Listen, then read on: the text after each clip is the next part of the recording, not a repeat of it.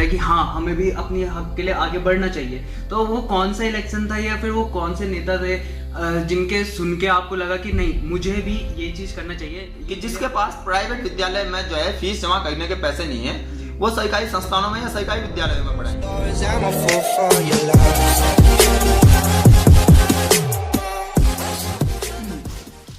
Hello guys, कैसे हो आप लोग? I hope so you guys doing well. So guys, आज हमारे साथ है नित्यानंद कोठियाल जी, जो कि उत्तराखंड NHAI प्रदेश सचिव है। नमस्कार।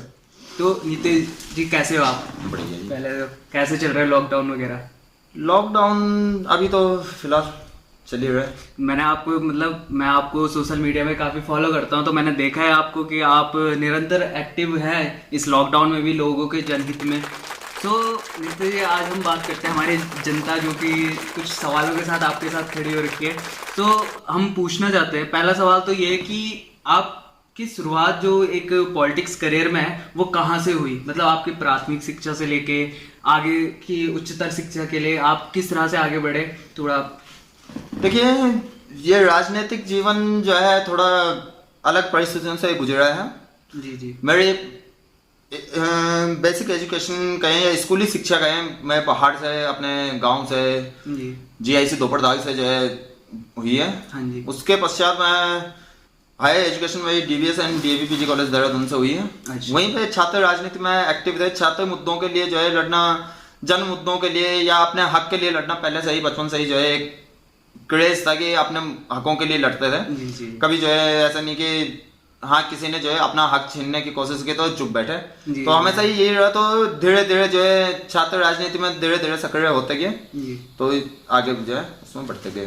तो मतलब आज की डेट में देखें तो आप उत्तराखंड NHAI के प्रदेश सचिव है, जो कि एक खुद में एक गरिमामान ओहदा है। तो आप मतलब ऐसा कौन सा इलेक्शन था वो, या फिर वो कौन से होता है कि हम बड़े मतलब किसी अच्छे नेता को सुनते तो हमें लगता है कि हाँ हमें भी अपने हक के लिए आगे बढ़ना चाहिए। तो वो कौन सा इलेक्शन था या फिर वो कौन से नेता थे जिनके सुन के आपको लगा कि नहीं मुझे भी ये चीज करना चाहिए, ये मेरे हक में भी होनी चाहिए? देखिए, सबसे पहले जो है 2012 में इंटर पास आउट हुई थी। उसके बाद जो है हायर एजुकेशन के लिए हम देहरादून गए थे। DVS कॉलेज में मेरा जो है ग्रेजुएशन फर्स्ट ईयर था। फर्स्ट ईयर कंप्लीट होने के बाद जो है 2013 में हाँ जी। कुछ हमारे सीनियर थे, जब जो है इलेक्शन चल रहे थे, जी जी। तो उस टाइम पे हम इलेक्शन में जो है पूर्ण रूप से जो है इन्वॉल्व हुए थे। जी। उसके बाद धीरे धीरे जो है RTE राइट टू एजुकेशन का जो है सेंट्रल गवर्नमेंट द्वारा जो है बिल पारित किया गया था। जी। उसे लागू करवाने के लिए हमने देहरादून के विभिन्न विद्यालयों में, जो कि लगातार अभिभावकों पे बोझ बनते थे प्राइवेट विद्यालय, उसमें RTE का जो है फॉलो करवाया, RTE के नियम फॉलो करवाए। उसके बाद धीरे धीरे हम जो है इस छात्र राजनीति में घुस गए और जो है आगे जो है छात्र मुद्दों के लिए जो है पहले अपने मुद्दों के लिए लड़ते थे, तो धीरे धीरे जो है हम छात्रों के मुद्दों के लिए लड़ने लगे। फिर जो है बड़े स्तर पे पहले अपने कॉलेज के मुद्दों के लिए लड़े, फिर शहर के जो है अन्य कॉलेजों के मुद्दों के लिए लड़े, फिर जिले के, फिर आज के समय में जो है संगठन के माध्यम से हम पूरे प्रदेश भर में, पूरे राष्ट्रीय स्तर पे जो है छात्रों के मुद्दों के लिए लड़ते हैं। जी जी जी।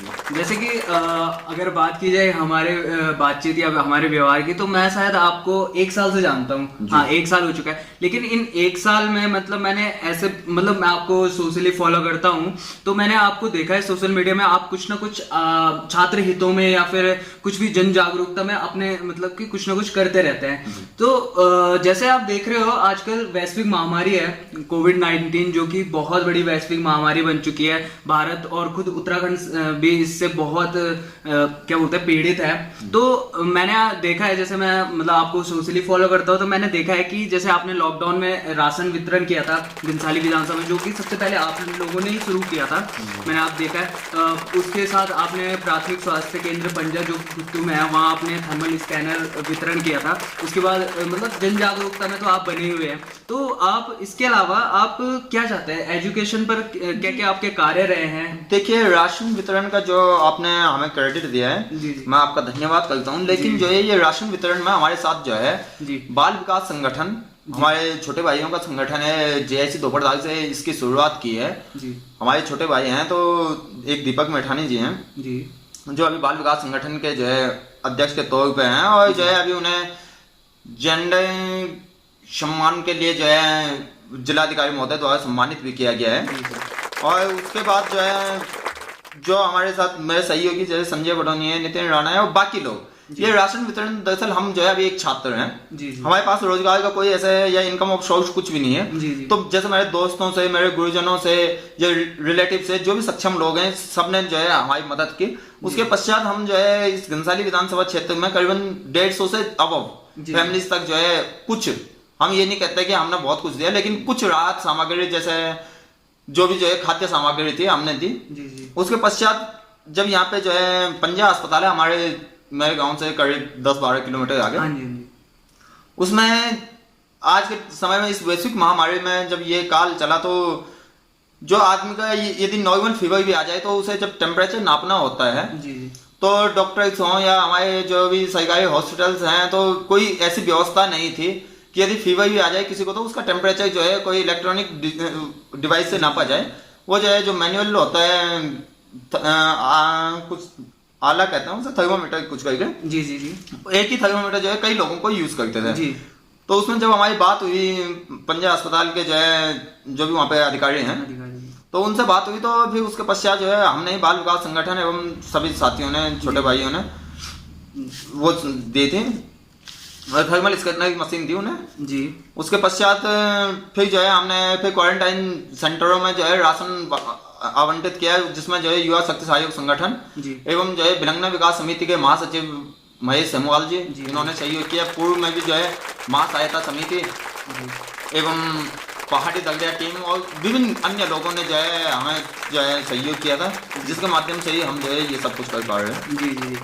मैंने देखा है आप एजुकेशन और मतलब हमारे पहाड़ के लोगों को उच्च शिक्षा मिले उसके में आपने बहुत सारे अच्छे अच्छे काम किए। जैसे आपने एक आपका था कि जीआईसी धोपड़दार में आप लंबे समय से शिक्षकों की जो कमियां चल रही थी उसको लेकर आपने एक आंदोलन किया था, तो आपके क्या परिणाम रहे थे उसमें, आपको क्या रिजल्ट मिला था? देखिए जीआईसी दोपहर में जो है हमने 2019 जुलाई में जो है वहाँ पे 7 पद खाली थे, जिसमें 5 प्रवक्ता और 2 जो है अल्टी पद खाली थे, जिसके लिए हमने एजुकेशन डायरेक्टरेट को भी जो है कई बार जो है ज्ञापन दिया, विभाग को भी, सेक्रेटरीट को भी पत्राचार के माध्यम से कई बार बताया, लेकिन उसमें जो है कोई इतना खास रिजल्ट नहीं आ पा रहा था। उसमें केवल एक ज्योग्राफी के टीचर हमें मिले थे, जो टीचर जो है जो पद जो है जब से मैंने विद्यालय जाना प्रारंभ किया था सन 2001 से जो है वो पद खाली चल रहा था। यानी सीधे से कह सकते हैं कि उत्तराखंड बनने के बाद, या ये कह सकते हैं कि 19 साल बाद जो है कोई पद खाली है।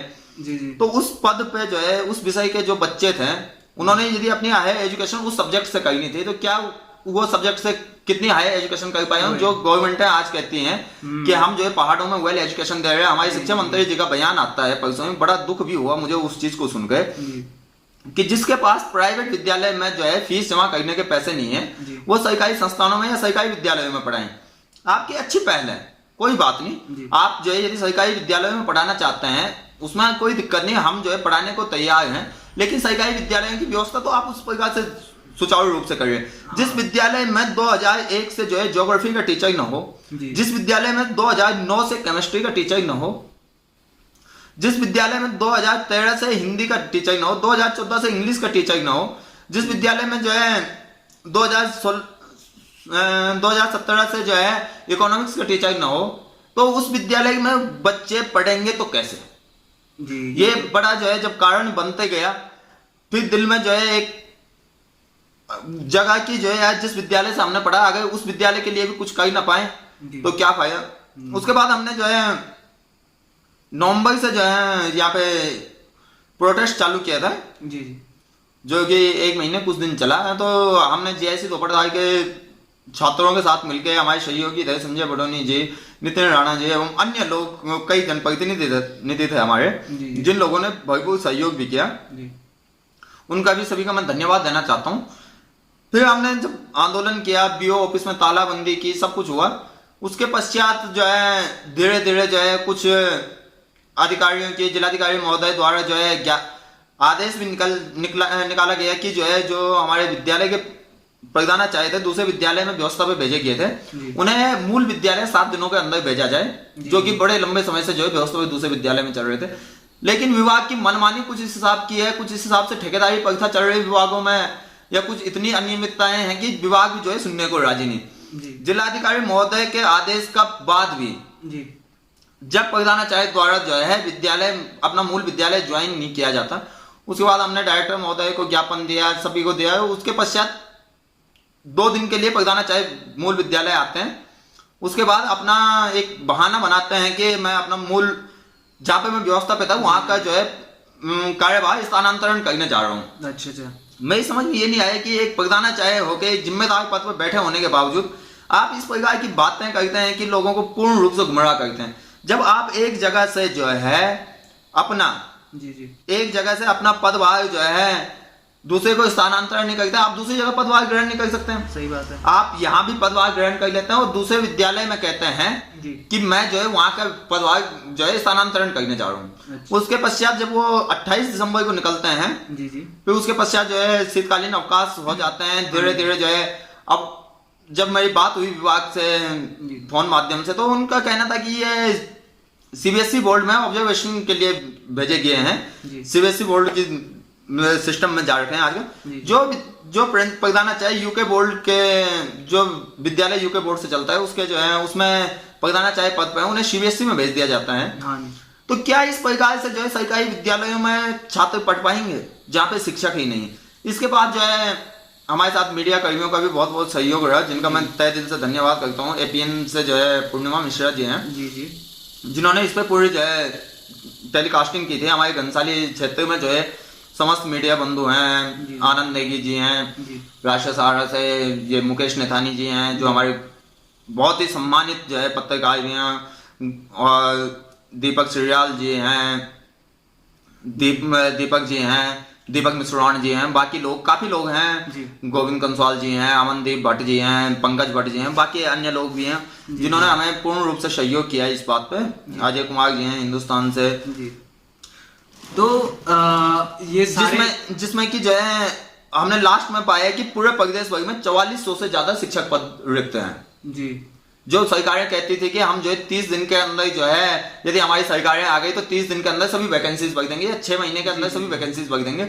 लेकिन जहां 4400 पद खाली हैं उन विद्यालयों में बच्चा क्या पढ़ पाएगा? मैं शिक्षा मंत्री महोदय से निवेदन करता हूं पहले अपने विद्यालयों की स्थितियां देखें, उसके पश्चात जो है किसी भी प्रकार की बयानबाजी करें। स्थिति है जी। तो आप इस पर मतलब पहाड़ी क्षेत्रों में जो लगातार ये पलायन हो रहे हैं या फिर शिक्षा के, रोजगार के, स्वास्थ्य किसी भी क्षेत्र में है, आप सरकार से क्या अपील करना चाहते हैं? देखिए, सरकारें जो है हमेशा कहती हुई आई हैं कि पलायन पलायन पलायन पलायन एक उत्तराखंड का राजनीतिक बहुत बड़ा मुद्दा बन